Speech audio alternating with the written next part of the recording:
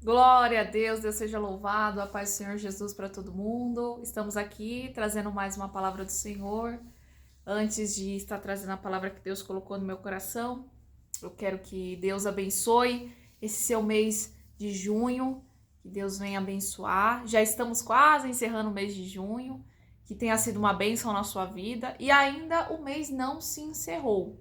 Enquanto ele não se encerra, grandes bênçãos ainda pode chegar nas nossas vidas, né? Então, vamos sempre estar profetizando bênçãos, profetizando milagres, porque o nosso Deus é o Deus do impossível.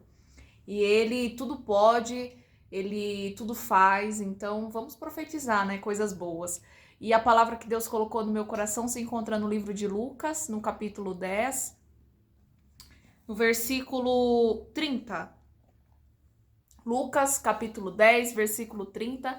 Aqui a parábola que Jesus vai contar. Parábolas eram histórias que Jesus falava para os discípulos e para a multidão que o acompanhavam, como uma forma de explicar como nós cristãos deveríamos nos comportar. Então Jesus às vezes trazia histórias.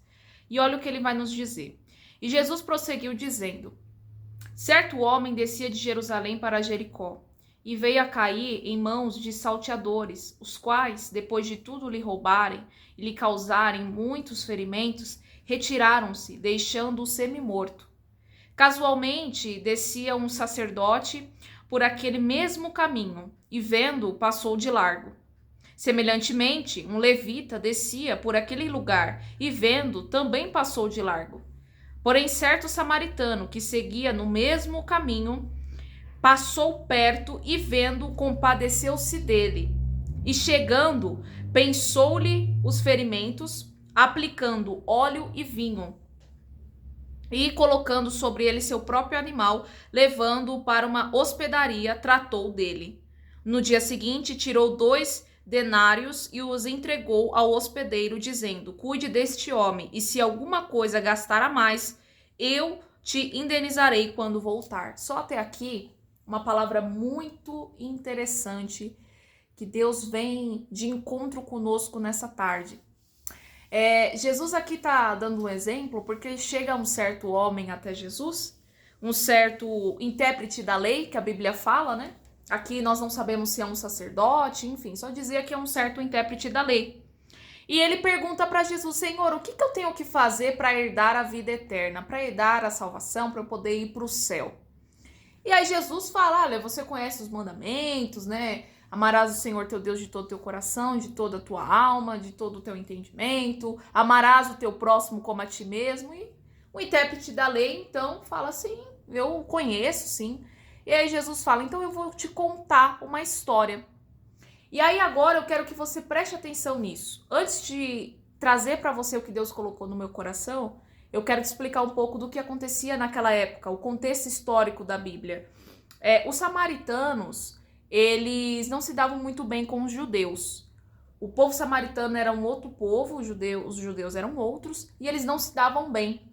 Por vários motivos. Mas, resumindo, a interpretação teológica dos samaritanos era diferente dos judeus. Então, os samaritanos, eles acreditavam no Pentateuco. O que é o Pentateuco, Thais? É os 5 primeiros livros da Bíblia.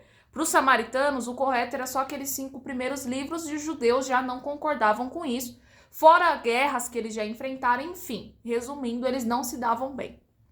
E aí Jesus, ele sempre gosta de tocar na nossa ferida, tocar justamente aonde nós temos como ego, como nossa soberba. Jesus gosta de justamente nos afrontar nessa parte. E ele fala para aquele intérprete da lei: olha, havia um certo homem que foi assaltado e ficou gravemente ferido e acabou caindo no meio da estrada. E passou perto dele um judeu, e o judeu não fez nada, deixou ele morrer. Depois passou um levita, ou seja, uma pessoa que vivia no templo, e também não fez nada para aquele homem. Porém, por último, passou um samaritano. E este samaritano se compadeceu daquele homem caído ali no chão, cuidou daquele homem e ainda deu dinheiro para que aquele homem tivesse o melhor tratamento. O que Jesus está querendo dizer para nós nesse dia? Muitas pessoas hoje vivem da hipocrisia. E essa palavra hipocrisia, ela nunca fez tanto sentido na sociedade que nós vivemos hoje. Existem pessoas, meus irmãos, que acham que são os donos da lei, que são os mais cristãos, os mais crentes, que sabem tudo, que são a quarta pessoa na Trindade, no Pai, Filho e Espírito Santo, ele está ali. Mas quando nós temos que realmente ser cristãos, que é justamente nesses momentos em que às vezes nós vamos encontrar uma pessoa padecendo de fome, precisando de um acolhimento, precisando de um tratamento, precisando de ajuda, nós muitas das vezes nos fechamos o nosso coração e falamos, eu não vou ajudar essa pessoa, eu não vou prestar auxílio a essa pessoa. E aí, às vezes vem um estrangeiro, ou seja, uma pessoa que às vezes nós criticamos, falamos que é menos cristão e faz mais do que nós, que falamos tanto de Jesus, que falamos tanto sobre o amor de Deus e que nós mesmos não temos amor pelo próximo.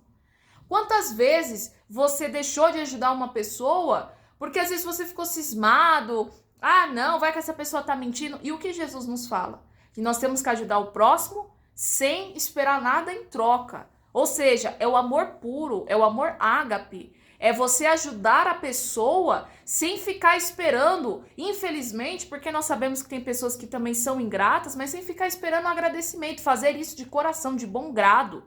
E foi isso que esse samaritano fez, o que um judeu não fez. E o que um levita que vive no templo também não faz. Quantas pessoas hoje passam mais tempo dentro da igreja, mas quando é para fazer as obras, que é nas ruas, pregar a palavra do Senhor, levar a cesta básica, ajudar pessoas, não faz. E critica quem faz ainda. É o que acontece hoje em dia. É o famoso hipócrita. E Jesus, quando vem à Terra e fica aqui 33 anos, e por 3 anos é o seu ministério, toda a Bíblia, irmãos, ela é um confronto. Ela não é só coisas lindas, maravilhosas, ela também é um confronto para te chamar como cristão e falar qual é o seu posicionamento, o que você vai fazer agora? Aonde estão os seus frutos?